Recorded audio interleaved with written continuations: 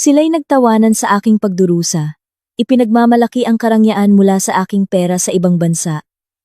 Nakalimutan ng aking biyanan at ng aking asawa. Isang pindot ko lang ay sapat na upang gawing bangungot ang kanilang pinapangarap na bakasyon. At maging mga pulubing walang magawa sa dayuhang lupain. Kumusta, mga kaibigan? Bago magsimula ang kwento, mangyaring isulat sa comment section kung taga saan kayo nanonood ng kwentong ito. At habang nakikinig, ano ang inyong ginagawa? Nagwawalis, nagmap, nakahiga, o kung ano paman. Halina't pakinggan natin ang kwento. Ang screen ng cellphone ay maliwanag na umilaw sa gitna ng kadiliman ng tahimik na sala. Ang orasan sa pader ng malaking bahay ay nagpapakita ng 2:00 ng madaling araw sa Maynila. Subalit, sa kabilang dako, sa maningning na lungsod ng Paris, mainit pa ring sumisikat ang araw, nilililiman ang mga taong nalulunod sa karangyaan. Si Clara ay nakaupo sa isang kremang leather na sofa. Nakatitig sa screen ng kanyang telepono na may blankong ekspresyon na mahirap basahin. Sa screen ang mukha ni Aling Sofia, ang kanyang biyenan, ang bumungad, na may background ng mga hanay ng mamahaling leather na bag, na nakadisplay sa isang eksklusibong butik. Hoy! Clara! Nakikita mo ba ito? Ang matinis na boses ni Aling Sofia ay masakit sa tainga, na bumasag sa katahimikan ng gabi sa Maynila. Pinihit ng matandang babae ang kamera ng kanyang telepono upang ipakita ang anyo ni Miguel, ang asawa ni Clara, na malambing na nakaakbay sa baywang ng isang magandang dalaga. Ang babaeng iyon ay si Cheska. Malakas silang nagtatawanan. Tila ba sa kanilang tatlo lang umiikot ang mundo. Si Cheska ay nakasuot ng ivory white na fur coat na ang presyo ay maaaring katumbas ng isang taong sahod ng isang ordinaryong empleyado. Samantala, si Miguel ay mukhang makisig sa kanyang suit, nakabibili lang 2 oras na ang nakalipas. Tingnan mo, si Cheska, maganda at classy. Muling itinutok ni Aling Sofia ang kamera sa sarili niyang mukha. Ang kanyang mga labi, na pininturahan ng matingkad na pulang lipstick, ay ngumiti ng mapanlait. Ito ang babaeng karapat-dapat na makasama ng anak ko. Hindi tulad mo, Clara.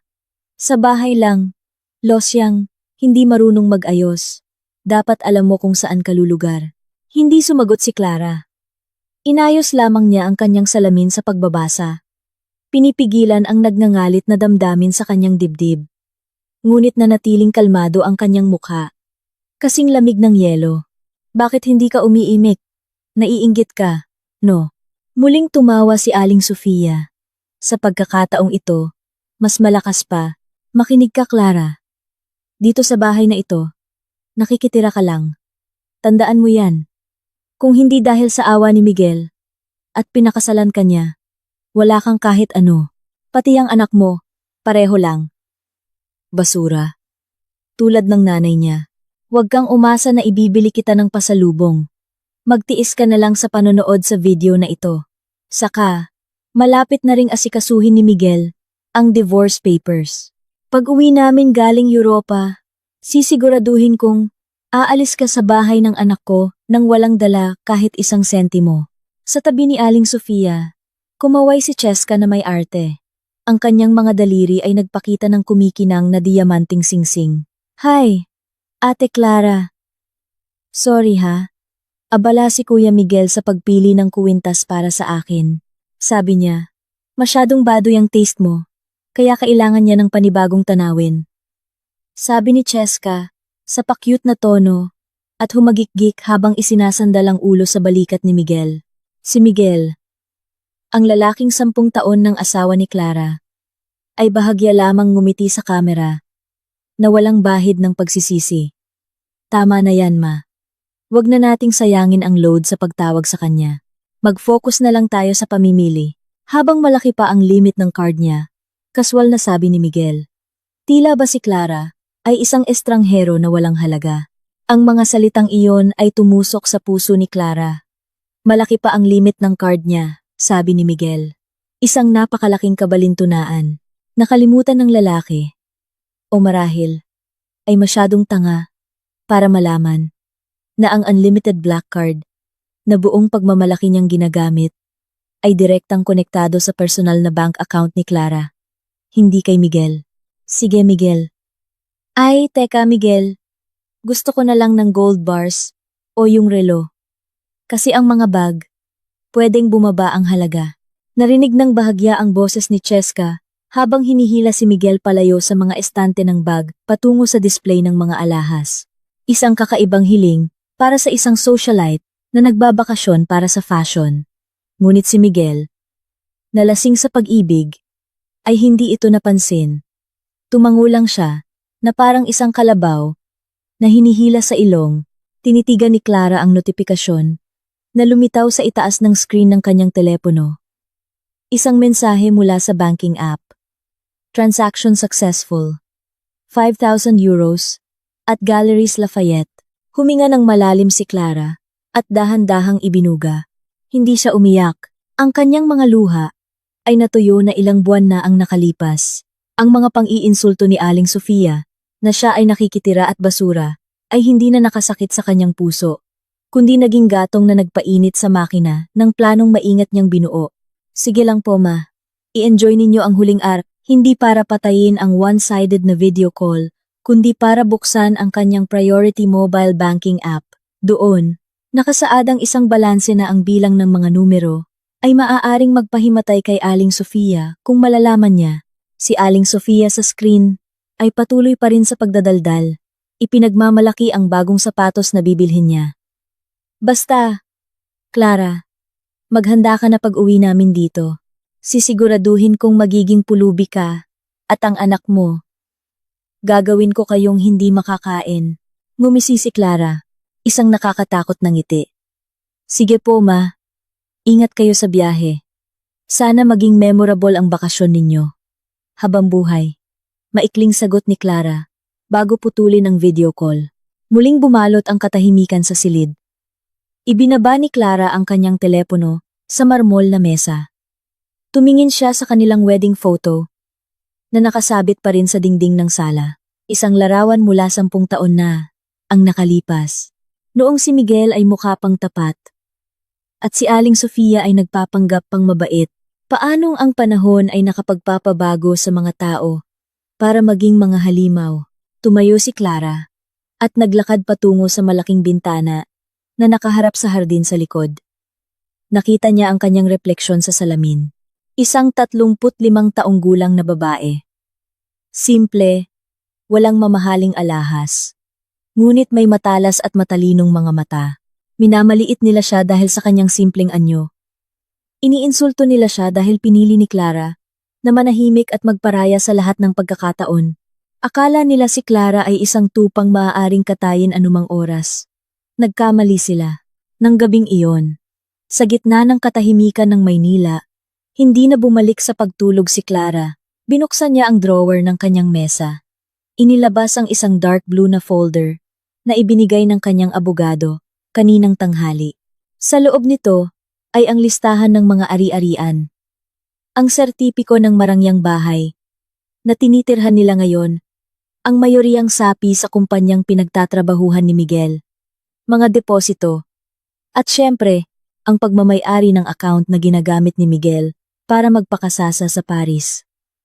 Lahat ay nakapangalan kay Clara Reyes. Lahat ay mana mula sa kanyang yumaong ama, na sadyang inilihim niya ang mga detalye para hindi makaramdam ng kababaan si Miguel bilang ulo ng pamilya. Ngunit ang mabuting intensyon na pangalagaan ang dignidad ng asawa ay naging isang bumerang. Si Miguel at ang kanyang ina ay lalo pang yumurak sa dignidad ni Clara. Kumuha si Clara ng pulang marker. Sa isang papel, kung saan nakaprint ang scan ng mga pasaporte ni na Miguel, Aling Sofia, at Cheska, binilugan ni Clara ang petsa ng kanilang pag-uwi. Sabi ninyo, gagawin ninyo akong pulubi? Bulong ni Clara, sa katahimikan ng gabi.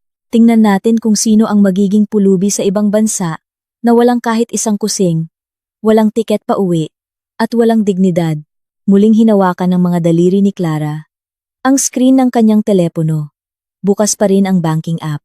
Ang mga button na card, freeze card, at block account ay mukhang kaakit-akit sa kulay pula. Pero hindi pa ngayon. Alam ni Clara ang sining ng pakikidigma.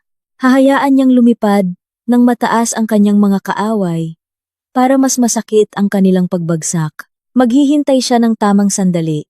Sa sandaling nasa tuktok sila ng kanilang huwad na kaligayahan, hihilahin niya ang alpombra mula sa ilalim ng kanilang mga paa upang maunawaan kung bakit si Clara, isang babaeng labis na nagmamahal sa kanyang pamilya, ay maaaring maging isang malamig at kalkuladong tao. Kailangan nating balikan ang nakaraan. Eksaktong 6 na buwan na ang nakalipas. Sa isang maulap na hapon na naging simula ng lahat ng kasinungalingang ito. Nang hapong iyon, umuwi si Miguel nang mas maaga kaysa karaniwan. Maputla ang kanyang mukha, namumula, at namamaga ang mga mata na parang galing sa matinding pag-iyak. Pumasok ang lalaki sa silid-tulugan, inihagis ang kanyang briefcase sa sahig at naupo sa gilid ng kama na nanginginig ang mga balikat. Si Clara, na nooy nagtutupi ng mga damit, ay nagulat nang makita ang kalagayan ng kanyang asawa. Miguel, anong nangyari? Bakit ang aga mong umuwi? May sakit ka ba? Nag-aalalang tanong ni Clara. Lumapit sa asawa at hinawakan ang noo nito. Marahang inalis ni Miguel ang kamay ni Clara. Pagkatapos ay mahigpit na niyakap ang baywang ng asawa. Isinubsob ang kanyang mukha sa tiyan ni Clara. Tinanggal ako sa trabaho. Clara, tinanggal ako. Humihikbing sabi niya. Nanikip ang dibdib ni Clara. Tinanggal? Bakit Miguel? Di ba maganda naman ang performance mo? Sabi mo noong nakaraang buwan, ipopromote ka. Inangat ni Miguel ang kanyang mukha. Basa ng luha ang kanyang mga pisngi. Pautal-utal niyang inamin ang lahat. Hindi dahil sa cost-cutting ng kumpanya, at hindi dahil sa hindi pagkakasundo, tinanggal si Miguel. Dahil nahuling nag-mark up ng budget ng proyekto para matustusan ang maluho at demanding na pamumuhay ng kanyang ina, si Aling Sofia. Hindi siya idinemanda ng kumpanya sa kondisyon na ibabalik ni Miguel ang pera at magre-resign kaagad. Humingi si Mama ng bagong bag, Clara. Humingi siya ng pera para sa socialite gatherings niya. Naguluhan ako. Hindi sapat ang sahod ko. Nagkamali ako. Daing ni Miguel, humihingi ng tawad. Kung malalaman ni Mama na tinanggal ako at naging tambay, mabibigo siya ng husto. Alam mo namang may sakit sa puso si Mama, di ba? Pwede siyang atakihin sa puso. Kapag nalaman niyang bigo ang anak niya, tulungan mo ako, Clara. Huwag mong hahayaang malaman ni Mama. Si Clara, na may malambot na puso at buong pagmamahal pa noon, ay naawa. Hindi niya kayang makita ang kanyang asawang wasak. Ayaw din niyang magkasakit ang kanyang biyenan. Kaya nang hapong iyon, gumawa si Clara ng pinakamalaking desisyon na pagsisisihan niya habang buhay. Tama na, Miguel. Huwag ka nang umiyak. Aayusin natin ito. Malumanay na sabi ni Clara, habang hinahaplos ang ulo ni Miguel. Babayaran ko ang utang mo sa kumpanya, gamit ang ipon ko mula sa mana kay Papa. At tungkol sa trabaho, nagkataon na ang kumpanyang iniwan ni Papa, na ngayon ay hawak ni Tito Dindo, ay nangangailangan ng operations director para sa bagong branch. Pumasok ka doon, ako na ang bahala. Agad na nagliwanag ang mga mata ni Miguel. Talaga? Clara? Tutulungan mo ako? Oo, pero may kondisyon. Mangako ka na hindi ka nagagawa ng kalokohan, at hayaan nating ito'y maging sikreto natin. Huwag mong sasabihin kay Mama na sa akin ang kumpanyang iyon. Para si Miguel ay manatiling may dignidad sa mata ni Mama. Tapat na sabi ni Clara.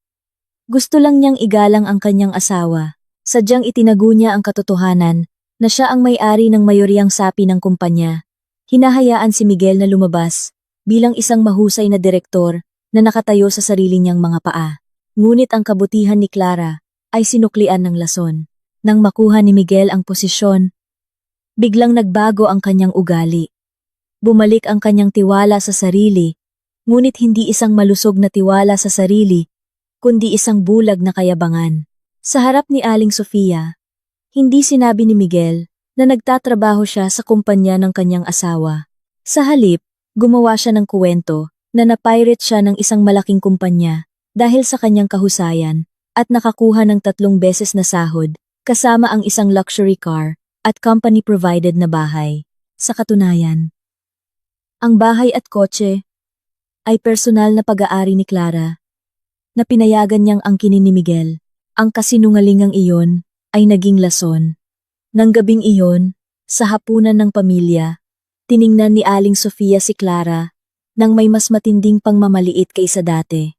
Sa hapagkainan na puno ng masasarap na pagkaing niluto ni Clara, pinuri ni Aling Sofia si Miguel hanggang langit. Hay nako, ang anak ko talaga. Napakagaling. Batang direktor, bagong kotse, bagong posisyon. Iba talaga kapag galing sa magandang lahi. Puri ni Aling Sofia habang ngumunguya ng beef caldereta. Pagkatapos ay tiningnan niya ng masama si Clara na nagpapakain sa kanilang anak. Buti na lang matalino si Miguel humanap ng pera. Kung aasa lang tayo sa asawa niyang nasa bahay lang, ano na lang ang kakainin natin? Dapat magpasalamat ka, Clara. Ang asawang matagumpay, dapat pinagsisilbihan ng maayos. Hindi. Yung puro gastos lang. Natahimik si Clara.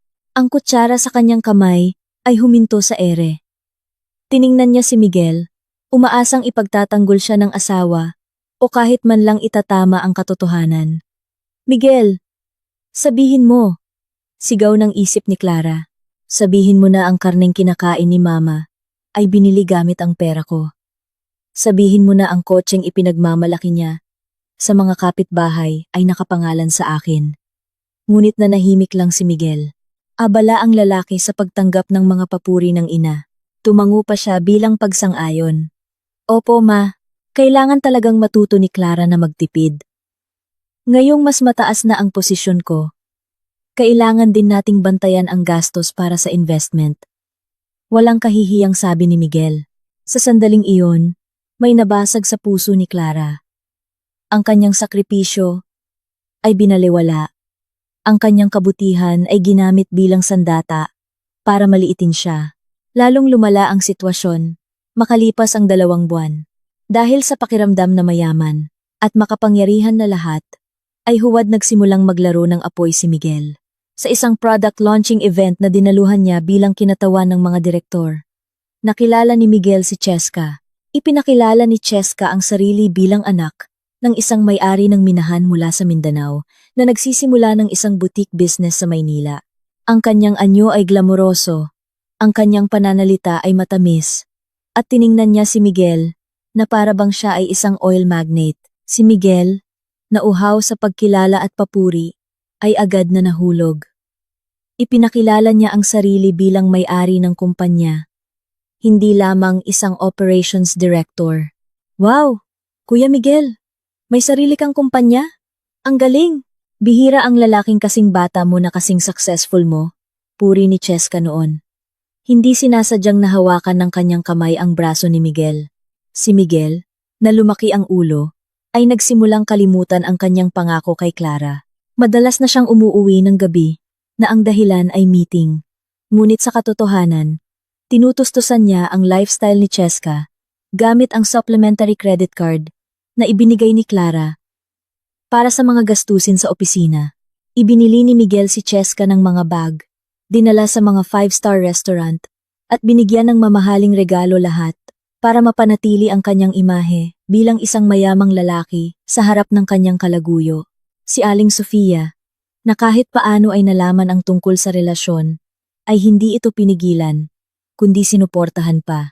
Isang araw, hindi sinasadyang narinig ni Clara ang pag-uusap sa telepono ni Aling Sofia sa kanyang kaibigan. Hayaan mo na si Miguel na makipaglaro kay Cheska. Si Cheska kasi, classy, mayaman, ka-level ng anak ko. Si Clara kasi, probinsyana, hindi marunong magdala. Natural lang na ang isang successful na lalaki ay kailangan ng kasamang nababagay para dalhin sa mga party. Isipin na lang natin na si Clara ay yaya ng apo ko sa bahay. Nang marinig iyon, si Clara, na nakatayo sa likod ng pader ng kusina, ay naramdaman ang pag-init ng kanyang dugo hanggang sa tuktok ng kanyang ulo. Ang sakit sa puso ay hindi nakalungkutan, kundi naging isang malamig at planadong paghihiganti.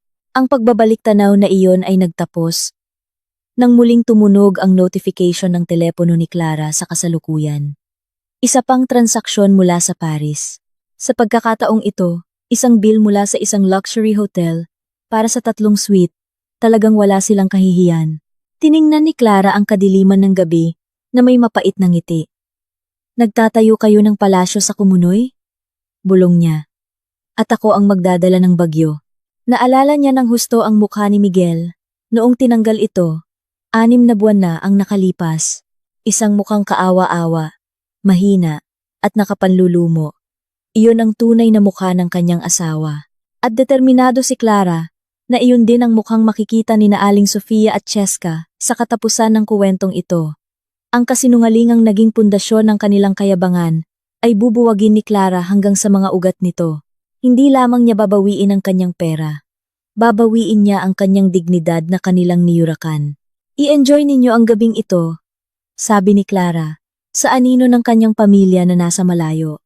Dahil bukas, pagsikat ng araw sa Paris, tatamaan kayo ng katotohanan. Nang mas matindi pa kaysa sa isang bato, ang pagkasira ng isang pamilya ay madalas na hindi nagsisimula sa isang malaking pagsabog, kundi sa isang maliit na pag-click na halos hindi marinig. Para kay Clara, ang tunog na iyon ay nagmula sa pag-unlock ng screen ng tablet na nakabukas sa mesa ng kanyang asawa. 3 linggo bago ang pag-alis ni Miguel at ng kanyang pamilya patungong Paris. Noong gabing iyon, malakas ang ulan sa Maynila. Tila ba ang langit ay nakikidalamhati sa kapalaran ni Clara na nasa bingit ng alanganin. Si Miguel ay mahimbing nang natutulog sa guest room, nagdahilan siyang may trangkaso. At ayaw mahawaan si Clara, ngunit alam ni Clara na iyon ay isang dahilan lamang para malaya siyang makipag-video call sa ibang babae nang walang istorbo. Sa kanyang study room, si Miguel, na karaniwang paranoid sa kanyang mga gadget, ay nagkamali ng malaki.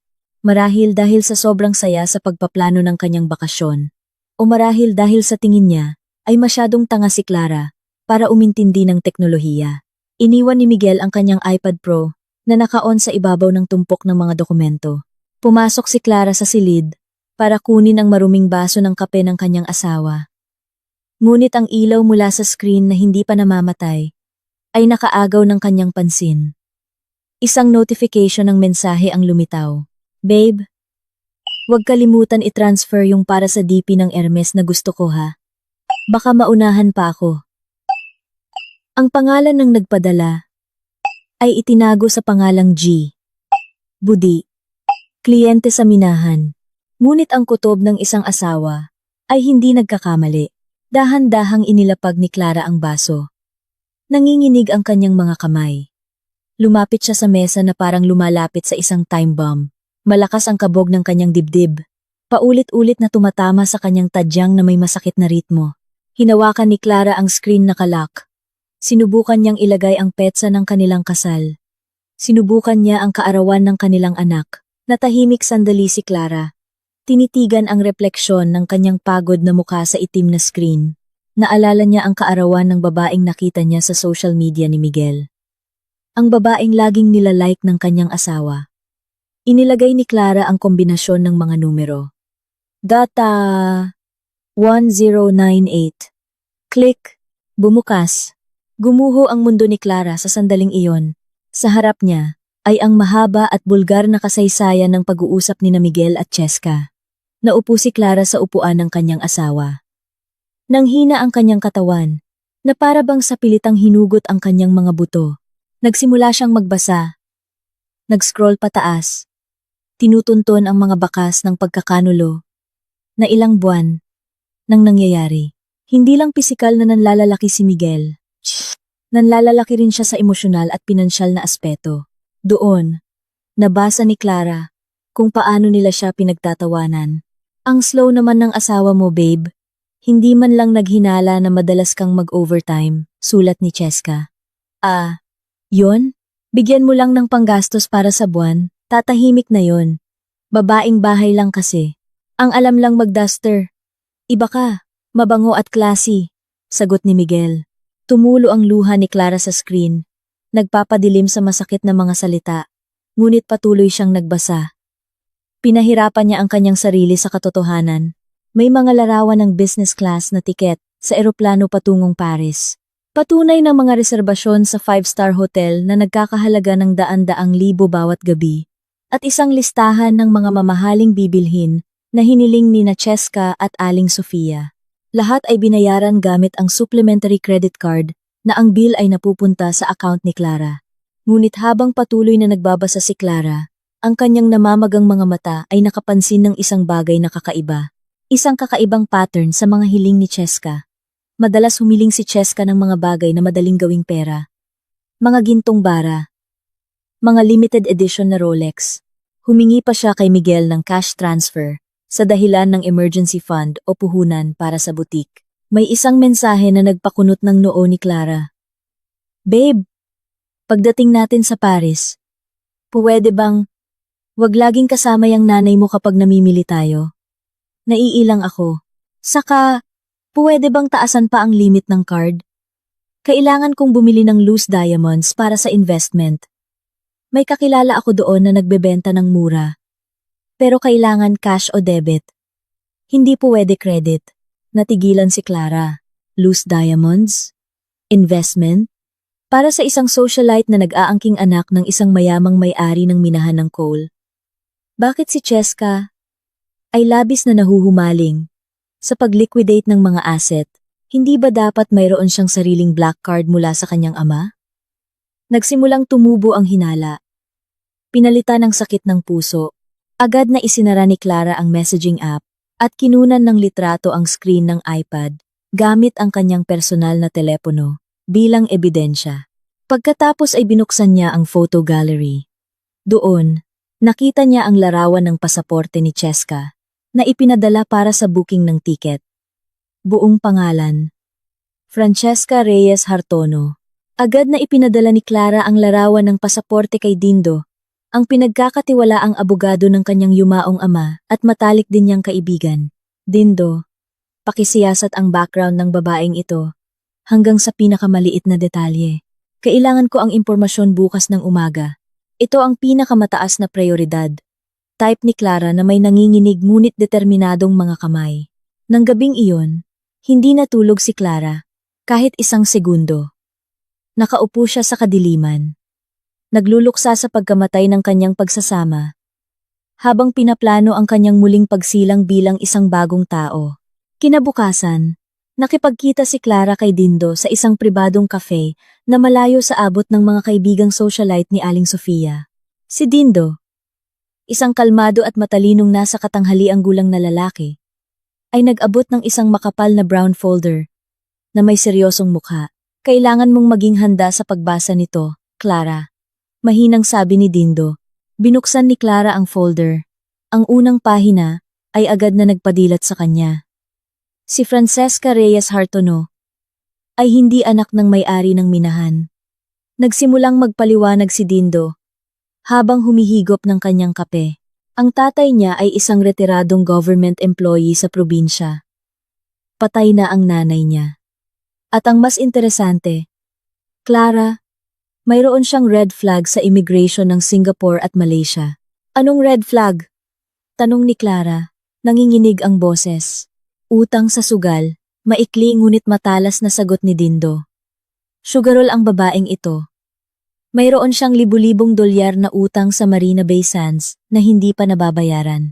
Nasa blacklist din siya ng ilang mga elite na nightclub sa Maynila dahil sa kaso ng credit card fraud ng dati niyang nobyo. Ang modus niya, laging pareho. Lumapit sa lalaking mukhang mayaman, pero medyo uto-uto. Pipigain hanggang matuyo. Hihingi ng mga asset na madaling ibenta. Tapos tatakas kapag ubos na ang pera. Tinakpan ni Clara ang kanyang bibig, pinipigilan ang hininga.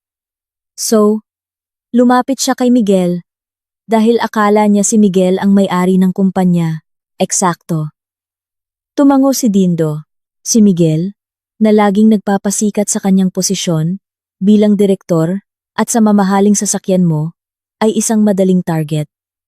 Akala ni Cheska, nakabingwit siya ng isang balyena.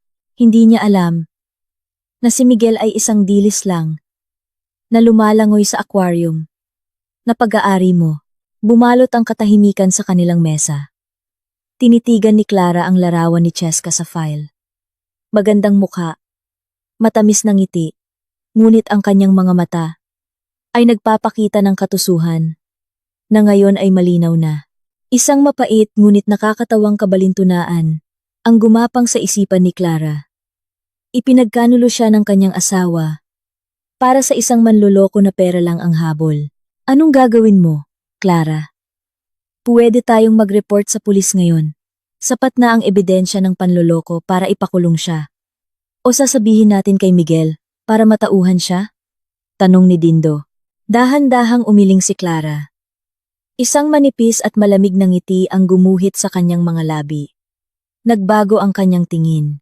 Mula sa tingin ng isang biktima, naging tingin ng isang manlalaro ng chess na nakahanap ng paraan para mag-checkmate. Huwag, Dindo. Huwag mong sabihin kay Miguel. Matigas na sabi ni Clara. Bakit? Proprotektahan mo pa rin siya? Naguguluhang tanong ni Dindo. Hindi. Sagot ni Clara. Matalim ang mga mata. Kung sasabihin ko kay Miguel ngayon, masisira lang ang puso niya. Hihingi ng tawad at tiyak na ipagtatanggol siya ni Mama. Sasabihin nilang biktima lang si Miguel. Masyadong madali yun. Masyadong magaan ang parusang yun. Yumuko si Clara. Si Cheska ang sandatang ipinadala ng Diyos para sa akin, Dindo. Kailangan ni na Miguel at Mama ng isang aral na hindi nila malilimutan habang buhay. Hayaan mo silang magbakasyon. Hayaan mo silang makaramdam na nasa itaas sila. Hayaan mong ubusin ni Cheska ang credit card hanggang sa limitasyon nito. Gusto kong mawasak si Miguel, hindi lang dahil sa hihiwalayan ko siya, kundi dahil sa pagsisisi sa katangahan niyang itapon ang isang brilyante para pumulot ng basura. Tiningnan ni Dindo ang kanyang kliyente, na may bagong paggalang. Ang malumanay na babaeng dati madalas umiyak, dahil sa sigaw ng biyenan ay wala na. Sa harap niya, ay isang babaeng handang wasakin ang kanyang mga kaaway nang hindi sila pisikal na sinasaktan. So, ano ang plano? Tanong ni Dindo. Ihanda mo ang lahat ng dokumento para sa paglilipat ng mga ari-arian. Maglalaro tayo ng malinis pero nakamamatay. Sagot ni Clara, habang isinasara ang folder. Nahanap ko na ang kahinaan ng kalaban. Ang kahinaan ni Miguel ay ang kanyang kayabangan, at ang kahinaan ni Cheska ay ang kanyang kasakiman. Pag-aawayin ko ang dalawang kahinaang iyon hanggang sa magkainan sila. Isang linggo, bago ang pag-alis patungong Europa. Abala at puno ng pagkukunwari ang kapaligiran sa malaking bahay. Si Aling Sofia ay abala sa pag-iimpake ng kanyang malalaking maleta. Sumisigaw sa mga kasambahay na ayusin ang pagtupi ng kanyang mga damit. Si Miguel ay abala sa harap ng salamin. Sinusubukan ang iba't ibang sunglasses. Iniisip ang sarili na naglalakad sa Champs Élysées. Sa gitna ng kaguluhan, si Clara ay tahimik na kumikilos na parang isang multo. Ginagampanan niya ng perpekto ang kanyang papel bilang isang masunuring asawa, itinatago ang malaking planong kanyang inihahanda. Clara, naplansya mo na ba yung asul kong suit? Yun ang isusuot ko para sa dinner sa cruise ship. Sigaw ni Miguel mula sa itaas. Oo, Miguel. Naipasok ko na sa maleta sa unahan. Sagot ni Clara mula sa kusina. Ang kanyang boses ay kalmado. Walang bakas ng emosyon. Habang sina Miguel at Aling Sofia ay abala sa pisikal na paghahanda, si Clara ay abala sa legal na paghahanda. Tuwing umaga, pagkatapos umalis ni Miguel, papunta sa opisina, na sa totoo lang, ay opisina ni Clara. Pumupunta si Clara sa notaryo at sa bangko. Ang unang hakbang ay ang pag-secure ng mga ari-arian. Sa malamig na opisina ng notaryo, pumirma si Clara sa isang serye ng mga dokumento na legal na nagpapawalang bisa sa lahat ng kapangyarihang ibinigay niya kay Miguel. Siniguro niya na ang posisyon ni Miguel bilang direktor ay administratibong tinanggal. Epektibo sa mismong araw na sila ay lalapag sa Paris. Inilipat din niya ang pagmamay-ari ng kotse at iba pang ari-arian na madalas ang kinin ni Miguel, pabalik sa isang holding company na hindi maaaring habulin sa anumang kaso ng conjugal property. Ang dokumentong ito ay titiyak na kung magkakaroon ng diborsyo, si Ginoong Miguel ay walang makukuha, kahit isang sentimo. Dahil lahat ng ari-ariang ito ay hiwalay na mana. Hindi pinagsamang yaman, paliwanag ng notaryo. Tumango si Clara nang may kasiyahan. Gawin ninyo ito sa lalong madaling panahon. Ang ikalawang hakbang ay ang bitag sa pananalapi. Ito ang pinakakritikal na bahagi. Pumunta si Clara sa Priority Bank kung saan siya ay isang pangunahing kliyente. Sa VIP lounge, nakipagkita siya sa bank manager na matagal na niyang kakilala. Sir, gusto kong baguhin ang access sa Infinite Credit Card na hawak ng asawa ko, sabi ni Clara. Gusto niyo na po bang i-block ngayon, Ma'am Clara? Tanong ng manager. Huwag pa ngayon. Ngumiti si Clara ng misteryoso. Sa halip, gusto kong itaas ninyo pansamantala ang limit nito sa 20 milyong piso. Siguraduhin ninyong magagamit ang card ng maayos sa ibang bansa nang walang SMS verification para sa unang 3 araw. Mukhang naguluhan ang manager. Itaas para sa unang 3 araw. Tapos, pagkatapos ng ikatlong araw, eksaktong sa ika-15, gusto kong i-hard block ninyo ang card na iyon. I-freeze ito na may status na fraud investigation o deceased client, kahit anong dahilan na pinaka-valid sa sistema ninyo, para hindi na ito ma-activate muli sa pamamagitan ng telepono. At isa pa, putulin ninyo ang mobile banking access ng asawa ko mula sa pangunahing account. Hayaan ninyo siyang makita lang ang balanse, pero hindi makapag-transact palabas. Tumango ang manager. Nauunawaan kahit na bahagyang kinilabutan sa kalmadong kilos ni Clara. Sige po, ma'am. Ayon sa inyong utos. So, ang plano ay bigyan sila ng luho sa simula, tapos biglang putulin ang access. Tama. Gusto kong maramdaman nila na sila'y mga hari, tapos mahulog para maging mga pulubi sa isang iglap. Sagot ni Clara. At siguraduhin ninyong lahat ng notifikasyon ng transaksyon ay sa telepono ko lang papasok. Gusto kong makita kung ano ang mga binibili nila. Ang ikatlong hakbang ay ang paghahanda ng kuta. Alam ni Clara na kapag sumabog ang bomba na ito, magwawala sina Miguel at Aling Sofia. Maaaring subukan nilang umuwi at piliting pumasok. Dahil dito, tinawagan ni Clara ang pinagkakatiwalaang kontratista ng kanyang ama. Sir, gusto kong i-renovate ang gate sa harap. Palitan ng mas mataas. Lagyan ng manipis na barbed wire sa itaas, na hindi kita, pero matalim. At palitan lahat ng lock sa bahay na ito, ng smart lock na gumagamit ng fingerprint at retina scan. Burahin lahat ng fingerprint data, maliban sa akin, at sa mga anak ko. Utos ni Clara. Kailan po ang trabaho, ma'am? Sa sandaling umalis sila, papuntang airport sa Makalawa. Gusto ko, pag uwi nila, kung makakauwi man sila ang bahay na ito ay isang kuta na sarado para sa kanila. Dumating ang araw ng pag-alis. Isang premium na taxi ang naghihintay sa labas ng bahay para ihatid sina Miguel, Aling Sofia, at syempre, si Cheska na naghihintay sa airport. Patungo sa kanilang pakikipagsapalaran sa Europa. Nakatayo si Clara sa terasa. Karga ang kanyang bunsong anak. Tiningnan niya si Miguel, na mukhang makisig, at si Aling Sofia, na abala sa kanyang malaking sombrero. Walang kalungkutan sa puso ni Clara, nang makita ang kanyang asawang mabilis na humalik sa kanyang pisngi. Isang halik na matabang, at puno ng pagkukunwari. Aalis na ako, Clara. Bantayan mo ang bahay. Huwag mong kalimutang bayaran ang kuryente.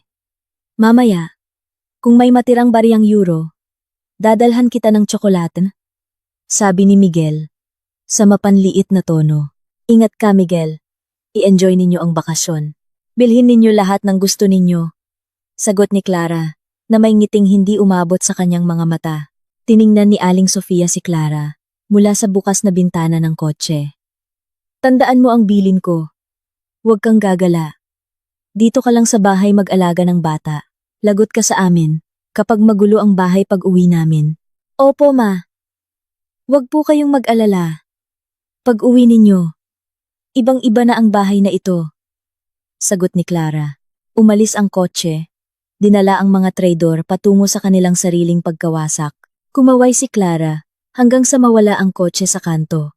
Nang hindi na makita ang kotse, dahan-dahang ibinaba ni Clara ang kanyang kamay. Ang kanyang mukha na kanina'y magalang na nakangiti, ay naging blanko at malamig. Lumingon siya, tiningnan ang malaking bahay, na may mga puting haligi sa likod niya. Ngayon, magsisimula na ang paglilinis. Bulong niya. Kinuha ni Clara ang kanyang telepono, nagpadala ng maikling mensahe kay Dindo. Target is moving. Execute Plan B. Freeze all company access today. Pagkatapos ay nagpadala siya ng mensahe sa kontratista. Sir, pwede nang dumating ang mga trabahador. Sirain ang mga lumang lock. At sa wakas, binuksan niya ang banking app. Nakita niya ang status ng credit card ni Miguel, na ngayon ay may napakalaking limit 1 bitayan, na si Miguel mismo ang nagsuot sa kanyang leeg. Alam ni Clara na sa loob ng ilang oras, magsisimulang pumasok ang mga notifikasyon ng pamimili. Isang Hermes bag, isang Patek Philippe na relo, isang hapunan ng caviar. Pumasok si Clara sa bahay at isinara ang pangunahing pinto nang may malakas na kalabog. Sa loob ng tahimik na bahay, nakahinga ng maluwag si Clara. Mas malinis ang hangin nang wala sila. Naglakad siya patungo sa sala, nagsalin ng isang basong malamig na tubig at naupo sa sofa. Inisip niya kung ano ang mangyayari sa Paris sa loob ng ilang araw. Inisip niya ang natatarantang mukha ni Aling Sofia. Kapag tinanggihan ang card, inisip niya ang maputlang mukha ni Miguel. Kapag nalaman niyang wala siyang access sa pera. At inisip niya ang mukha ni Cheska, na matutuklasan niyang naloko niya ang isang manloloko. Maligayang bakasyon. Bulong ni Clara sa katahimikan. Ubusin ninyo ang pera ko hanggat gusto ninyo, dahil bawat pisong ginagastos ninyo ay magiging isang pako sa kabaong ng inyong kayabangan. Ang plano ay maayos na inilatag. Ang bitag ay nakahanda. Ngayon, kailangan na lang ni Clara na maupo at maging manunood sa unahang hilera para sa pagtatanghal ng karma na ilalaro ng Sansinukob. Paris, ang lungsod na tinaguriang The City of Light, ay nagniningning ng gabing iyon. Ang Eiffel Tower ay maringal na nakatayo kasama ang mga gintong ilaw nito na kumikislap bawat oras, naging tahimik na saksi sa kayabangan ng 3 tao na nag-enjoy sa tuktok ng isang huwad na mundo. Ito ang kanilang 3 araw sa Europa. Ang araw kung saan natapos na ang palugit na ibinigay ni Clara sa kanyang katahimikan. Sina Miguel, Aling Sofia, at Cheska ay katatapos lang ng isang napakagarbong hapunan sa isang 5-star restaurant na matatagpuan sa isa sa mga palapag ng Eiffel Tower. Ang kanilang mesa ay puno ng mga tira ng karangyaan. Isang bote ng lumang taon na Chateau Margaux wine na ang presyo ay katumbas ng down payment para sa isang socialized housing unit, mga plato na may tira ng caviar at truffle, at isang tumpok ng mga shopping bag mula sa mga butik sa Champs Élysées na nakalagay sa isang karagdagang upuan. Sumandal si Aling Sofia sa kanyang upuan. Hinahaplos ang kanyang busog na tiyan. Ang kanyang mukha ay namumula dahil sa kaunting kalasingan sa alak. Malakas siyang tumawa. Hindi pinapansin ang mga tingin ng ibang bisita na naiistorbo sa kanyang matinis na boses. Hay nako, Miguel, ito ang tunay na buhay, sigaw ni Aling Sofia habang tinatapik ang braso ng kanyang anak. Hindi ko maisip kung hindi tayo nakapunta rito. Tingnan mo ang tanawing ito. Ihambing mo sa bahay. Si Clara siguro, kumakain lang ngayon ng sinigang na isda at tuyo. Nagpapaypay kasi ayaw buksan ng aircon. Nakitawa si Miguel. Hinihigop ang natitirang alak. Pakiramdam niya ay hari siya ng mundo. Ang branded na suit na kabibili lang niya kaninang hapon ay perpektong nakasuot sa kanyang katawan. Nagbibigay ng ilusyon ng tagumpay na matagal na niyang inaasam. Hayaan mo na siya, ma. Trabaho niyang magbantay ng kulungan.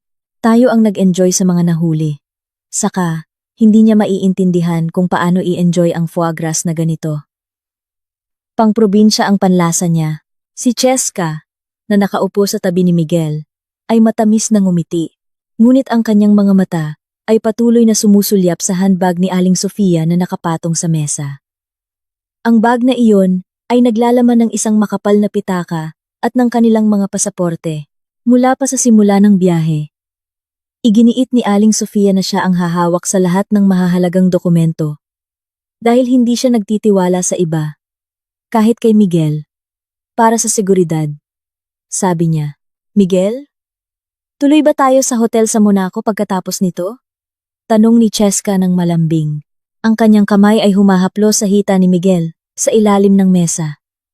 Hindi na ako makapaghintay na maglaro sa casino sa Monte Carlo.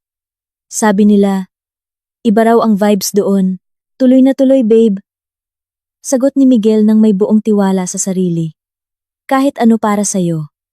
Bukas ng umaga, mag-check out tayo dito tapos diretso na tayong lilipad via private jet.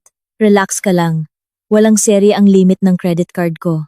Isang lalaking waiter na may suot na formal na tuksedo ang lumapit sa kanilang mesa. Dala ang isang maliit na tray na may bill na nakasara sa isang eleganteng leather na cover. Magalang na yumuko ang waiter. L'addition, monsieur. Kinuha ni Miguel ang bill nang may kunwaring kaswal na kilos. Hindi man lang niya tiningnan ang halaga. Alam niyang tiyak na malaki ito. Marahil libu-libong euro. Ngunit wala siyang pakialam. Kinuha niya mula sa bulsa ng kanyang suit ang isang makintab na itim na credit card. Ang mahiwagang card na sa loob ng 3 araw ay tumupad sa lahat ng kanilang mga kahilingan. Use this, sabi ni Miguel sa kanyang baluktot na Ingles, isinuksok ang card sa takip ng bill. Tumango ang waiter at dinala ang card sa POS machine sa counter. Hindi kalayuan. Si Aling Sofia ay muling abala sa kanyang telepono. Nagla-live sa social media. Hello? Mga mahal kong followers. Tingnan nyo, nandito kami sa Eiffel. Ang sarap ng pagkain. Mahal, syempre. Kayong mga basher. Sigurado akong inggit na inggit lang kayo dyan sa mga boarding house nyo. Humagikgik si Aling Sofia, habang binabasa ang mga komentong pumupuri sa kanyang yaman. Lumipas ang 3 minuto. Hindi pa bumabalik ang waiter. Lumipas ang 5 minuto. Nagsimulang mag-tap si Miguel ng kanyang mga daliri sa mesa. Medyo naiinip. Ang tagal naman. Swipe lang, bulong niya. Sa wakas, bumalik ang waiter. Ngunit sa pagkakataong ito, nawala na ang magiliw na ngiti sa kanyang mukha. Pinalitan ng isang malamig at medyo kahina-hinalang ekspresyon. Ibinalik niya ang card sa mesa, kasama ang isang portable POS machine. I'm sorry, sir. Your card has been declined. Sabi ng waiter ng walang emosyon. Ang kanyang boses ay sapat na malakas para mapalingon ang katabing mesa. Nagulat si Miguel. Nagsalubong ang kanyang mga kilay. Declined? Imposible. Mali siguro ang pag-swipe mo. Ulitin mo. Utos ni Miguel sa mataas na tono. Nainsulto siya. Paanong madedecline ang card ng isang chief executive? Bumuntong hininga ang waiter. Pinipigilan ang kanyang pasensya. We have tried 3 times, sir. The notice says, do not honor. It means the bank is refusing this transaction. Do you have another card? Itinigil ni Aling Sofia ang kanyang livestream. Nanigas ang kanyang mukha. Miguel, ano yan? Bakit declined? Huwag mo akong ipahiya sa harap ng mga dayuhang ito. Sandali lang, ma. Sira siguro tong makina nila. Nagsimulang mataranta si Miguel. Malamig na pawis ang tumulo sa kanyang sentido. Inilabas niya ang kanyang pitaka. Kumuha ng 2 pang credit card, mga backup na may mas maliit na limit. Subukan mo ito. At ito. Sinubukan muli ng waiter sa harap nila. Beep. Declined. Beep. Declined. Biglang nagbago ang kapaligiran sa mesa. Ang dating masayang hangin ay naging nakakasakal. Si Cheska, na kanina'y malambing, ay dahan-dahang inalis ang kanyang kamay sa hita ni Miguel. Inayos niya ang kanyang pagkakaupo, matalim na nakatingin sa POS machine. Miguel, bakit lahat ayaw gumana? Sabi mo, unlimited. Ang limit? Tanong ni Cheska. Ang boses niya ay matalas na, hindi na malambing. Hindi ko alam. Kahapon lang. Gumana pa ito para sa bag mo. Nanginginig na sagot ni Miguel. Nanginginig ang kanyang mga kamay habang kinukuha ang kanyang telepono. Teka, i-check ko ang mobile banking ko. May system error lang siguro sa Maynila. Binuksan ni Miguel ang banking app sa kanyang telepono. Malakas ang kabog ng kanyang dibdib. habang tinitingnan ang umiikot na loading screen. Ngunit, sa halip na mapunta sa pahina ng balanse, isang pulang pop-up message ang lumitaw sa screen. Access blocked. Your account is under investigation. Please contact your nearest branch. Punyeta! Malakas na mura ni Miguel. Bakit naka-block? Sino ang naglakas loob na i-block ang account ko? Eksakto sa sandaling iyon, nag-vibrate ang telepono ni Miguel. Isang WhatsApp message ang pumasok. Ang pangalan ng nagpadala ay nagpatindig ng balahibo ni Miguel. Asawa kong si Clara. Binuksan ni Miguel ang mensahe na may nanginginig na mga kamay. Walang mahabang paliwanag. Isang screenshot lang. Isang larawan ng kanilang mga transaksyon sa loob ng 3 araw na umabot na sa milyon-milyong piso at isang maikling pangungusap sa ilalim. Pinutol ko na ang card. Mag-enjoy kang maging pulubi sa ibang bansa. Huwag mo akong tatawagan. Mag-enjoy kang maging pulubi. Mag-enjoy kang maging pulubi sa ibang bansa. Abala ako sa pagbibilang ng mga ari-ariang hindi sa iyo. Pakiramdam ni Miguel ay gumuho ang sahig ng Eiffel Tower sa ilalim ng kanyang mga paa. Ang kanyang mukha ay kasing putla ng isang bangkay. Tumingin siya sa kanyang ina. Pagkatapos ay kay Cheska. Nakabuka ang kanyang bibig, ngunit walang lumalabas na tunog. Miguel, bakit hindi ka umiimik? Magbayad ka na. Nakatingin na ang mga tao. Pabulong na sigaw ni Aling Sofia. Kinukurot ang braso ng anak. Ma. Ang boses ni Miguel ay parang huni ng isang dagang naipit. Pinatay ni Clara ang card. Lahat ng account ko, naka-block. Ano? Sumigaw si Aling Sofia, dahilan para manahimik ang buong restaurant. Tumayo siya at hinampas ang mesa. Hayop na babaeng yan. Ang lakas ng loob niya. Tawagan mo siya ngayon.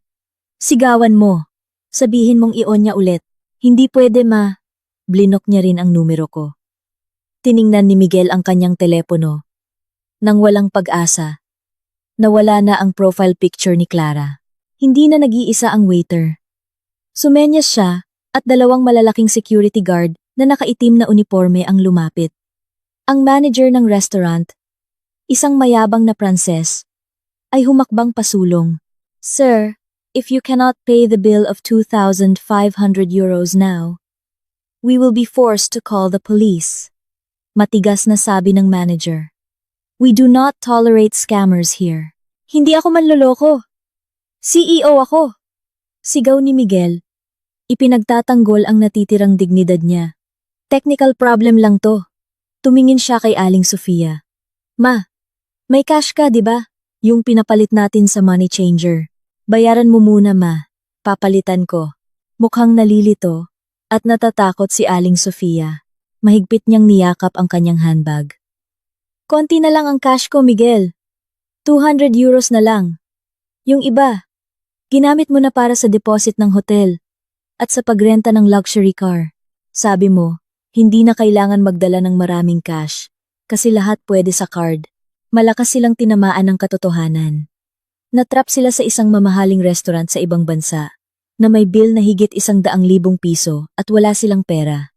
Miguel, wala ka bang ibang ipon? Malamig na tanong ni Cheska. Hindi siya mukhang natataranta tulad ni Aling Sofia. Mukha siyang galit. Galit na parang isang taong na lamang peke ang binili. Cheska, tulungan mo ako. May card ka rin naman, di ba? Abonohan mo muna. Pagdating sa Maynila, doble ang ibabalik ko. Pakiusap ni Miguel sa kanyang kalaguyo. Ang mukha niya ay kaawa-awa. Suminghal si Cheska. Maliit lang ang limit ng card ko, Miguel. Saka, kasalanan mo to. Ikaw ang nangakong manlilibre.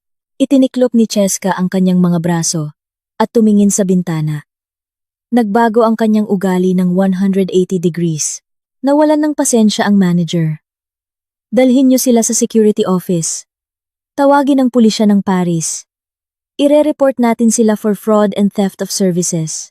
Agad na hinawakan ng 2 security guard ang mga braso ni Miguel at Aling Sofia. Bitawan niyo ako! Mayaman ako! Huwag niyo akong hawakan! Naghihisteryang sigaw ni Aling Sofia habang kinaladkad mula sa kanyang upuan. Ang mga shopping bag ng Hermes at Louis Vuitton na kanina'y kanilang ipinagmamalaki ay nahulog sa sahig, natapakan ng mga bota ng mga guwardiya. Pumalag si Miguel.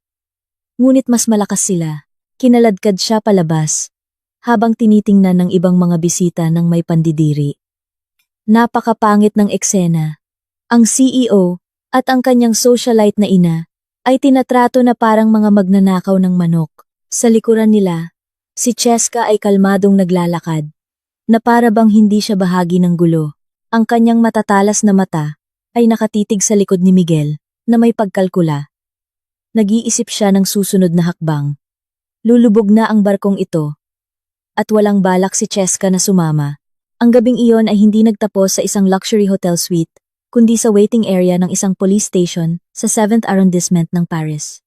Matapos ang mahabang negosasyon, at sa tulong ng interpreter mula sa embahada, pansamantala silang pinalaya sa kondisyon na ang kanilang mga pasaporte ay mananatili sa pulisya hanggang sa mabayaran ang bill ng restaurant sa loob ng 24 oras.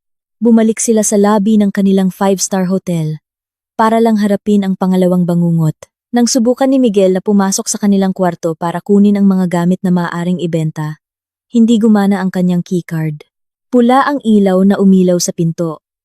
Bumaba sila sa reception na pagod na pagod. Gusot na ang kanilang mamahaling damit. Ang makeup ni Aling Sofia ay kumalat na dahil sa luha at pawis. Room 505. Sira ang susi. Bastos na sabi ni Miguel sa receptionist. Tiningnan ng receptionist ang computer. At pagkatapos ay tiningnan si Miguel nang may parehong malamig at kahina-hinalang tingin. Mr.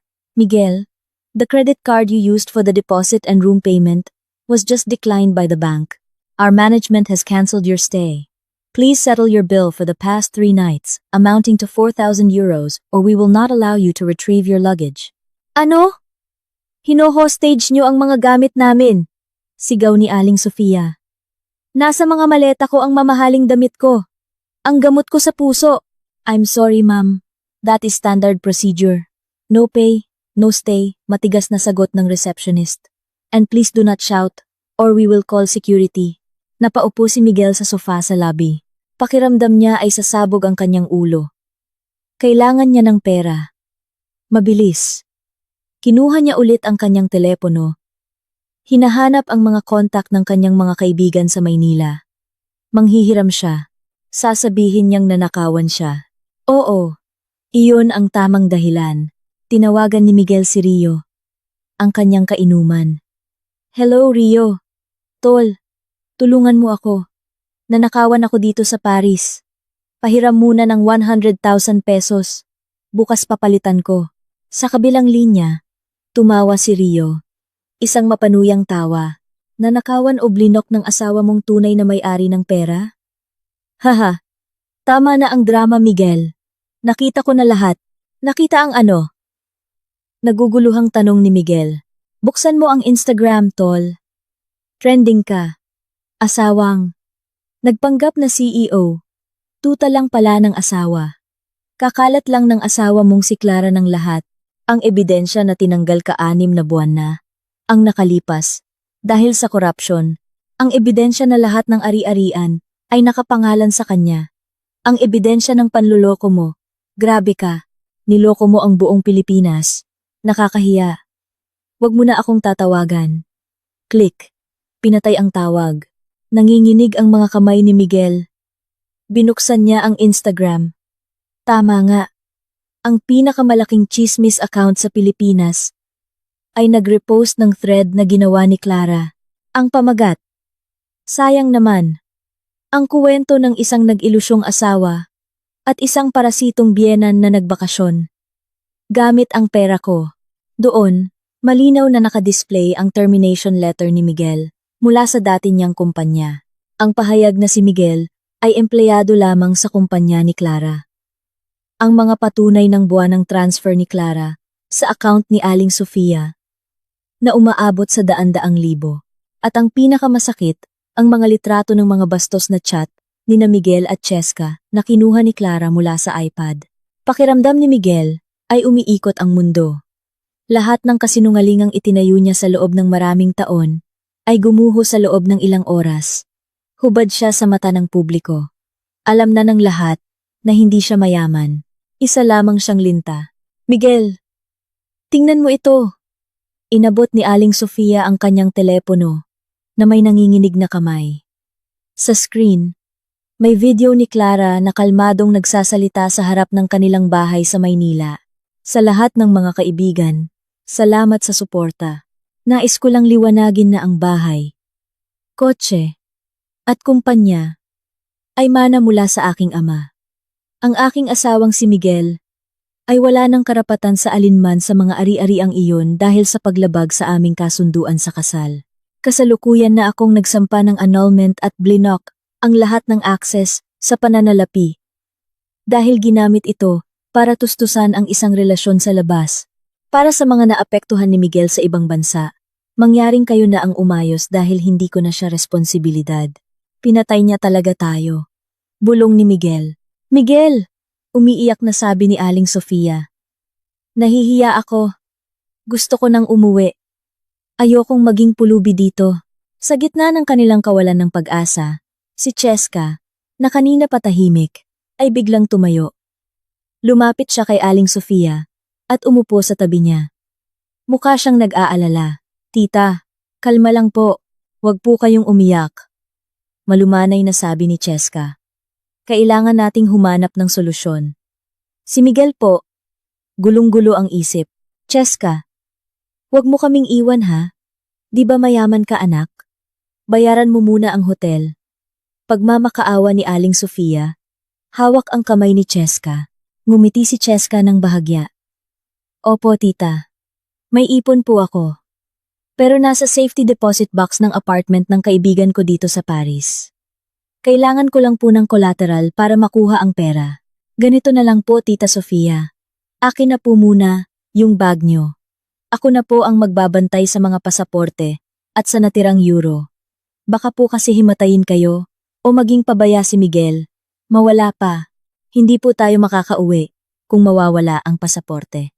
Si Aling Sofia, na nasa estado ng mental na pagkabigla at tingin kay Cheska ang tanging pag-asa, ay ibinigay ang kanyang branded na handbag na naglalaman ng pitaka, backup na telepono, at ng kanilang 3 pasaporte kay Cheska. Heto, anak, ikaw na ang humawak. Ikaw talaga ang pangarap kong manugang. Hindi tulad ni Clara na masama. Kinuha ni Cheska ang bag. Tumayo siya at tinapik ang balikat ni Miguel. Miguel! Dito ka lang. Bantayan mo si tita.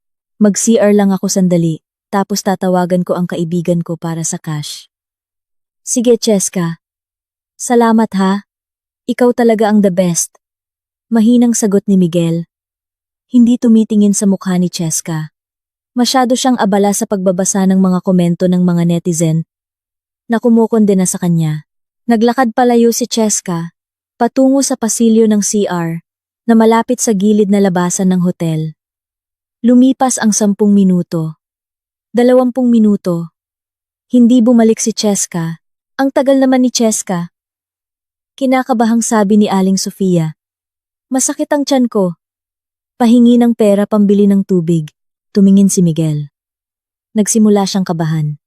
Sinubukan niyang tawagan ang telepono ni Cheska.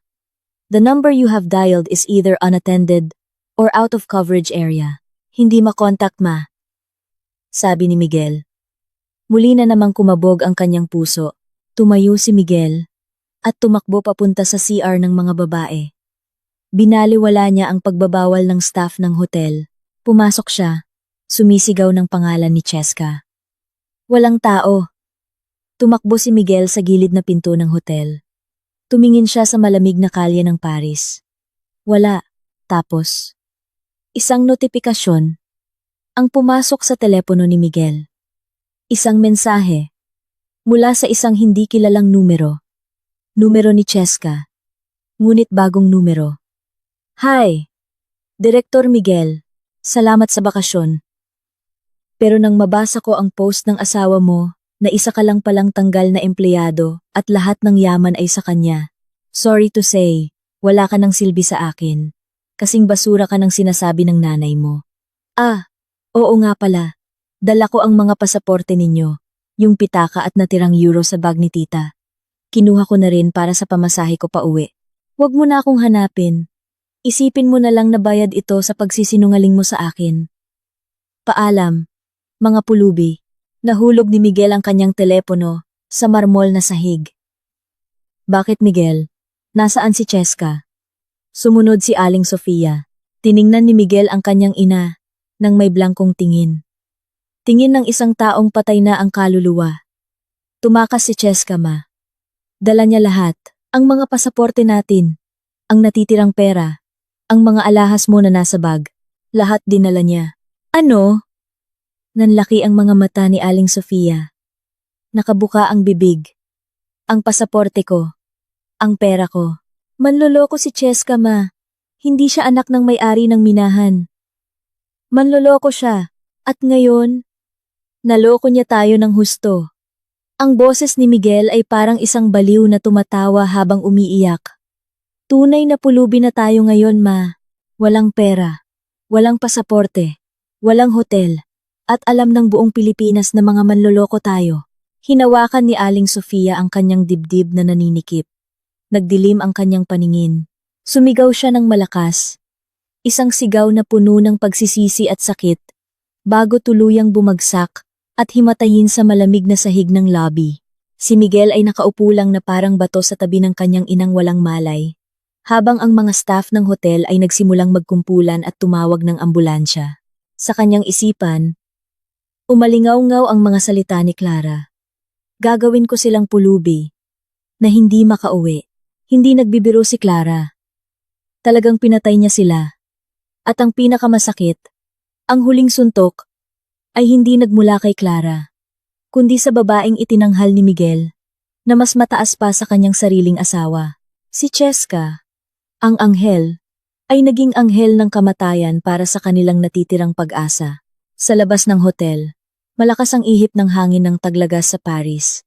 Tinatangay ang mga labi ng mga pangarap ni Miguel. Inililipad ang mga ito sa madilim na kalangitan. Iniiwan silang giniginaw. At nag-iisa, sa ibang bansa. Isang linggo matapos ang kahiyahiyang insidente sa Paris. Isang asul na taxi mula sa airport ang huminto sa harap ng gate ng isang marangyang subdivision sa Makati. Hindi pumasok ang taxi. Huminto ito sa labas ng itim na gate, na ngayon ay mas mataas at mahigpit na nakasara. Mula sa taxi, bumaba ang 2 taong halos hindi na makilala bilang mga sibilisadong tao. Sina Miguel at Aling Sofia ay nakatayo sa mainit na bangketa ng Maynila na may kaawa-awang anyo. Ang kanilang suot ay ang parehong damit na suot nila nang paalisin sa hotel sa Paris Gusot, amoy pawis, at puno ng mga mantsa. Ang mukha ni Aling Sofia, na dati laging may makapal na foundation, ay ngayon ay marumi, malangis, at puno ng mga linya ng pagod. Si Miguel ay mukhang 10 taon na mas matanda, may malalalim na mata at magulong buhok. Wala silang dalang mga maletang puno ng mamahaling pasalubong. Dala lang nila ay mga plastic bag, na naglalaman ng mga maruruming damit, at deportation papers mula sa Embahada ng Pilipinas. Nakauwi sila hindi dahil may pera sila, kundi dahil sa awa ng embahada na nagpauwi sa kanila bilang distressed Filipino nationals, isang titulong sumira sa kanilang natitirang dignidad hanggang sa pinakamababang antas. Guard! Buksan mo ang gate! Huwag kang magbingi-bingihan! Sigaw ni Aling Sofia gamit ang natitirang lakas. Kinalampag niya ang bakal na gate ng buong bagsik. Ang kanyang aroganting ugali ay bumalik sa sandaling matapakan niya ang teritoryong inaakala niyang kanya. Lumabas si Mang Asep, ang guwardiyang 5 taon nang nagtatrabaho sa bahay na iyon. Ngunit hindi niya binuksan ang pinto. Tumayo lang siya sa likod ng gate na may blangkong mukha. Tinitingnan ang kanyang mga dating amo nang may tingin na mahirap basahin isang halo ng awa at pandidiri. Pasensya na po, Aling Sofia. Ginoong Miguel, bawal po akong magpapasok ng mga hindi taga rito. Matigas na sabi ni Mang Asep. Hindi taga rito ang mukha mo. Sigaw ni Miguel. Sumabog ang kanyang emosyon. Bahay ko to. Ako ang nagpapasahod sa'yo. Buksan mo to o sisantehin kita ngayon din. Ang ingay ay nakaagaw ng pansin. Sa cluster type na subdivision kung saan hindi gaanong magkalayo ang mga bahay, malinaw na umalingaw-ngaw ang sigaw ni Miguel. Isa-isang nagsilabasan ang mga kapitbahay. Ang mga ale, na karaniwang nagkikita para sa kanilang social gatherings, ay ngayon ay nakatayo sa kanilang mga terasa. Nagbubulungan habang hawak ang kanilang mga telepono. Ang ilan ay hayagang kinukunan ng video ang pangyayari. Nakita na nila ang viral na balita tungkol sa asawang halo at parasitong biyenan sa social media. At ngayon, gusto nilang mapanood ng live ang huling kabanata ng totoong drama. Buksan mo to! Clara! Lumabas ka! Ahas ka! Ang lakas ng loob mong palitan ng mga susi ng bahay ng anak ko. Naghihisteryang sigaw ni Aling Sofia. Sinisipa ang bakal na gate. Bumukas ang pangunahing pinto ng bahay. Biglang tumahimik. Lumabas si Clara. Ang kanyang anyo ay kabaligtaran ng dalawang kaawa-awang nilalang sa labas ng gate. Si Clara ay nakasuot ng isang simple, ngunit eleganteng pambahay na damit. Maayos ang pagkakatali ng kanyang buhok, at ang kanyang mukha ay sariwa at nagliliwanag. Naglakad siya ng dahan-dahan sa luntiang damuhan. Kasunod si Dindo, ang kanyang abogado, at dalawang matipunong lalaking nakauniporme ng pulis. Huminto si Clara, 2 metro ang layo mula sa gate. Hindi niya ito binuksan. Hinayaan niyang ang mga bakal na rehas ang maging malinaw na harang sa pagitan ng kanyang mundo at ng kanilang mundo. May mukha pa kayong iharap para bumalik dito?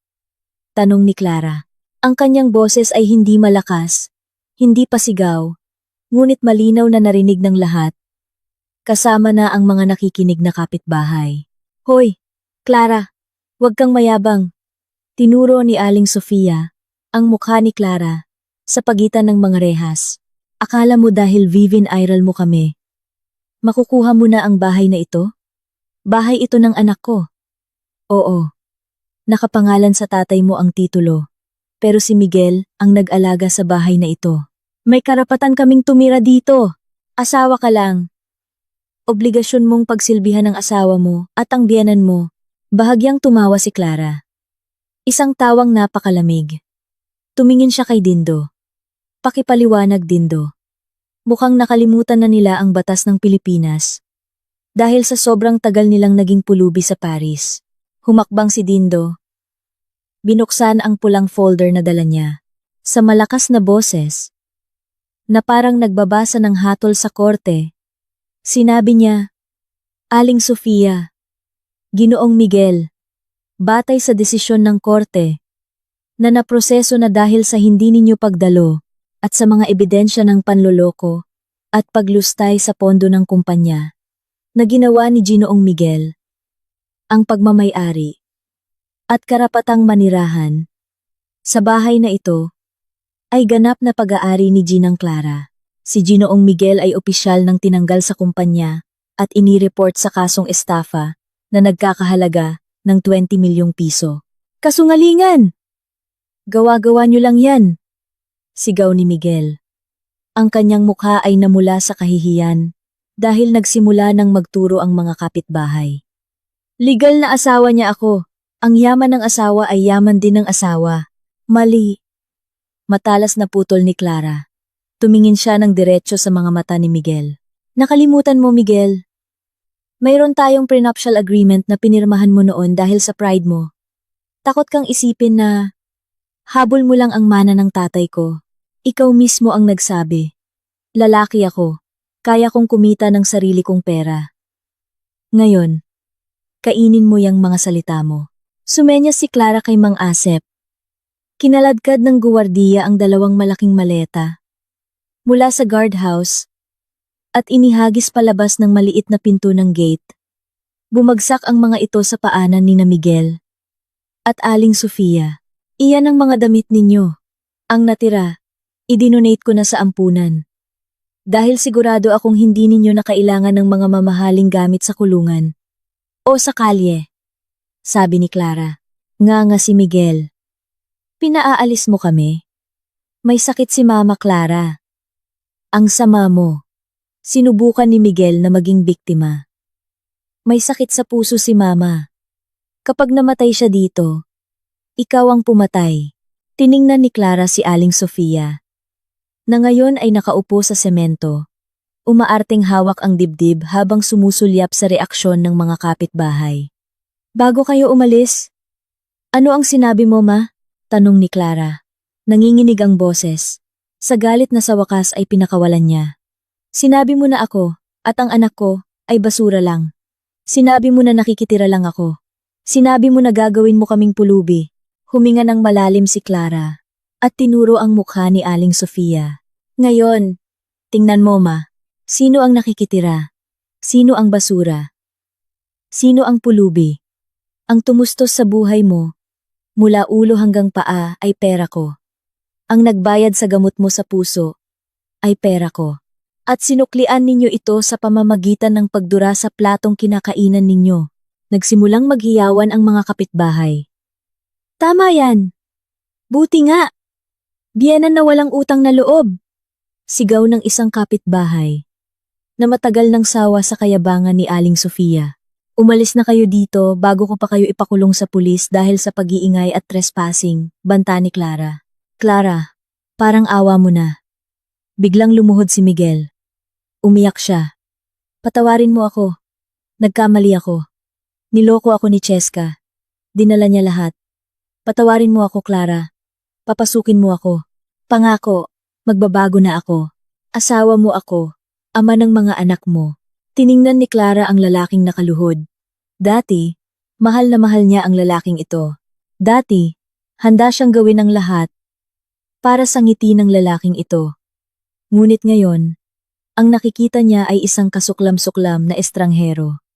Walang pag-ibig, walang galit, kundi isang kawalan. Hindi na kita asawa. Darating ang annulment papers sa bago mong apartment. Kung kaya mo pang magbayad ng upa, malamig na sagot ni Clara. Dalhin niyo na sila. Utos ni Clara sa mga pulis.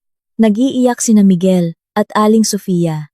Habang ginagabayan sila ng mga pulis palayo sa gate, kinaladkad sila na parang mga basurang itinatapon. Umiiyak si Aling Sofia. Tinatawag ang mga pangalan ng kapitbahay. Humihingi ng tulong. Ngunit walang pumansin. Magsasara ang mga pinto ng mga bahay. Ang paghuhusga ng lipunan ay mas masakit pa kaysa sa pisikal na pananakit. Pinalayas sila hindi lang mula sa bahay, kundi pati na rin sa komunidad kung saan sila dating nagpapasikat. Nakatayo lang doon si Clara, hanggang sa mawala ang kanilang mga iyak sa kanto. Hindi siya malungkot. Gumaan ang kanyang pakiramdam.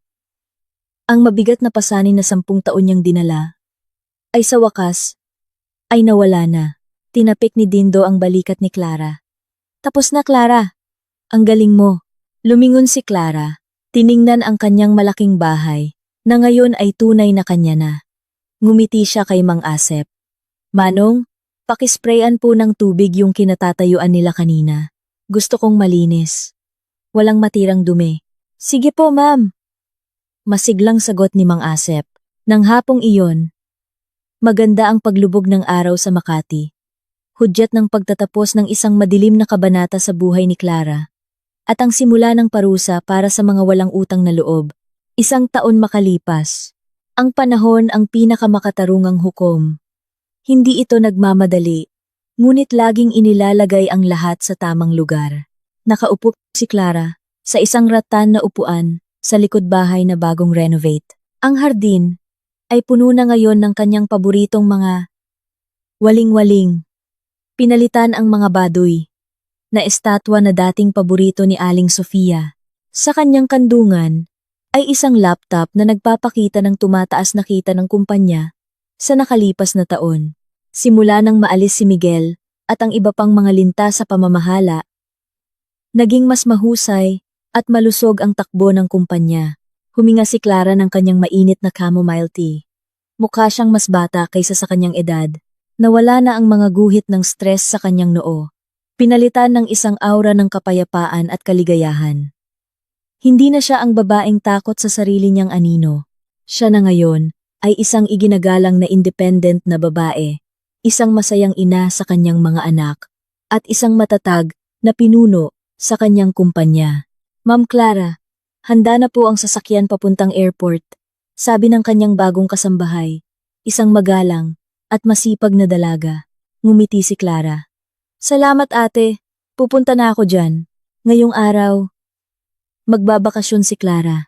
Isang tunay na bakasyon, hindi para magpasikat sa social media, hindi para tustusan ang yabang ng iba, kundi para mag-enjoy kasama ang kanyang mga anak at ang kanyang mga magulang na matagal niyang napabayaan para asikasuhin ang kanyang biyenan. Pupunta sila sa Japan, ang pangarap na destinasyon ng kanyang mga anak. Bago isara ang kanyang laptop, binuksan ni Clara ang isang news portal. May isang maliit na balita sa crime section na nakaagaw ng kanyang pansin. Ang headline, Filipina, arestado sa Thailand dahil sa investment scam at pagnanakaw. Doon, nakadisplay ang larawan ng isang babaeng nakasuot ng orange na damit preso. Nakayuko ang kanyang mukha, ngunit makikilala pa rin. Si Francesca Reyes Hartono, alias Cheska. Sa wakas, natagpuan din siya ng karma. Matapos tumakas mula sa Paris, dala ang ninakaw na pera. Sinubukan ni Cheska na manloko ng isang sindikato sa Bangkok. Nagkamali siya ng kinalaban. Ngayon, nabubulok siya sa isang dayuhang kulungan, walang abogado, walang pera, at walang magandang mukha na naging puhunan niya. Isinara ni Clara ang balita nang walang emosyon. Si Cheska ay isang hindi mahalagang nakaraan. Paano naman sina Miguel at Aling Sofia? Sa isang marumi at siksikang sulok ng Maynila, sa isang makitid na eskinita, isang payat na lalaki ang nagbubuhat ng isang sako ng bigas mula sa isang truck. Nakayuko ang kanyang likod. Itim ang kanyang mukha dahil sa araw. Siya si Miguel. Ang dating CEO ay isa na ngayong kargador sa Divisoria. Walang kumpanyang gustong tumanggap sa kanya. Ang kanyang pangalan ay nasa blacklist na ng mga HRD sa buong lungsod dahil sa kaso ng estafa at sa kanyang masamang digital footprint. Tuwing nag-apply siya ng trabaho, ngingiti lang ang interviewer at sasabihin, kayo po si Ginoong Miguel na nag-viral dahil iniwan ng kalaguyo sa Paris, di ba? Ang pang-iinsultong iyon ay mas masakit pa kaysa sa gutom. Nang tanghaling iyon, nakaupo si Miguel sa gilid ng kanal.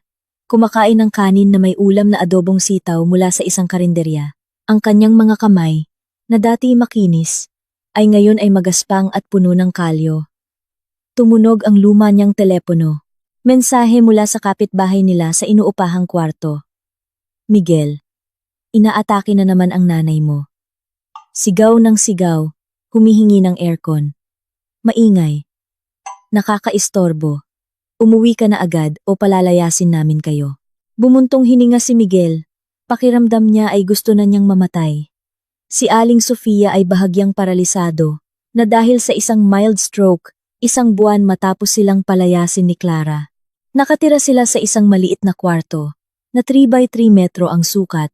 Si Aling Sofia, na dating socialite, ay nakahiga na lang sa isang manipis at mabahong kutson. Ngunit hindi nagbago ang kanyang ugali. Madalas pa rin siyang maghalusinasyon. Sinisigawan si Miguel dahil hindi niya ito binibilhan ng skincare o sumisigaw na utusan ng isang katulong na wala naman doon. Bawat araw ay isang impyerno para kay Miguel. Kailangan niyang magtrabaho ng husto para mabilhan ng adult diaper ang kanyang ina habang tinitiis ang mga mura ng babaeng dating nag-alaga sa kanya. Kasalanan mo lahat ito, Miguel. Kung hindi ka nahuling nanlalalaki, masarap pa sana ang buhay natin. Daing ni Aling Sofia gabi-gabi. At si Miguel ay nananahimik na lang, nilulunok ang mapait na katotohanan na kasalanan niya nga. Mayroon siyang brilyante sa bahay. Ngunit itinapon niya ito para sa isang batong sumugat sa kanyang mga paa. Mayroon siyang tapat at mayamang asawa. Ngunit ipinagkanulo niya ito para sa isang huwad na pagkilala. Sa kanyang marangyang bahay. Lumabas si Clara sa pinto. Maleta sa kamay. Ngiti sa labi. Langhap niya ang hangin ng kalayaan. Hindi na niya iniisip si Miguel. Para sa kanya, patay na sina Miguel at Aling Sofia. Sila ay mga karakter lamang sa isang kabanata ng kanyang buhay na natapos na niyang isulat at isinara ng mahigpit. Tara na! Mga anak, aalis na ang eroplano natin sa loob ng 2 oras! Sigaw ni Clara sa kanyang mga anak na masayang tumatakbo papasok sa isang makintab na itim na Alphard. Umalis ang sasakyan. Dala ang tunay na kaligayahan. Sa likuran, malayo sa maingay na palengke, Tiningnan ni Miguel ang isang dumaang luxury car. Nang may pananabik, pinagsisisihan ng isang kapalaran na hindi na niya kailanman maibabalik. Perpektong natapos ng karma ang kanyang gawain. Ang tapat ay magiging masaya, at ang sakim ay masisira sa kawalan na sila mismo ang lumikha. Sila'y nagtawanan sa aking pagdurusa.